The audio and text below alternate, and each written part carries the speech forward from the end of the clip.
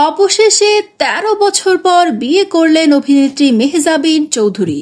পাত্র দীর্ঘদিনের প্রেমিক, পরিচালক, প্রযোজক আদনান আল রাজীব।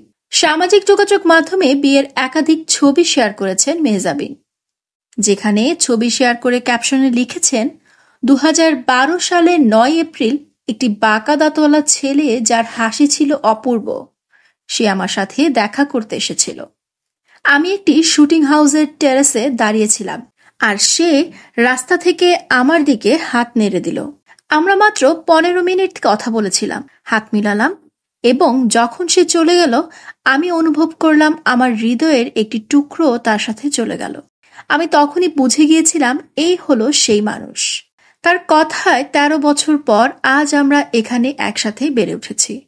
প্রতিটি উঁচু মুহূর্ত উদযাপন করছি এবং প্রতিটি নিম্ন মুহূর্ত কাটিয়ে উঠছি। তারা বলে ৭ বছরের বন্ধুত্ব সারা জীবন স্থায়ী হয়।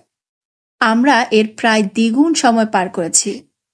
শেষে লিখেছেন, ২০২৫ সালের ১৪ ফেব্রুয়ারি আমরা আমাদের বন্ধনকে চিরতরে মজবুত করলাম। হাত ধরে এই যাত্রায় একসাথে চলার প্রতিশ্রুতি দিলাম। আদনান আল রাজীব, আমি তোমাকে আমার আজীবনের সেরা বন্ধু হিসেবে বেছে নিলাম। আমরা যখন এই নতুন অধ্যায় শুরু করছি, আমরা আপনাদের ভালোবাসা এবং দোয়া চাই যেন আমাদের জীবন সুখ এবং একসাথে থাকার মধ্য দিয়ে ভরে যায়।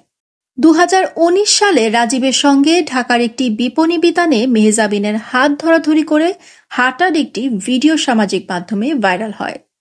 এরপরই তাদের সম্পর্কের গুঞ্জন ছড়ায়। পরবর্তীতে এই জুটিকে কখনো কক্সবাজার, আবার কখনো দেশের বাইরেও একসঙ্গে ঘুরতে দেখা গেছে।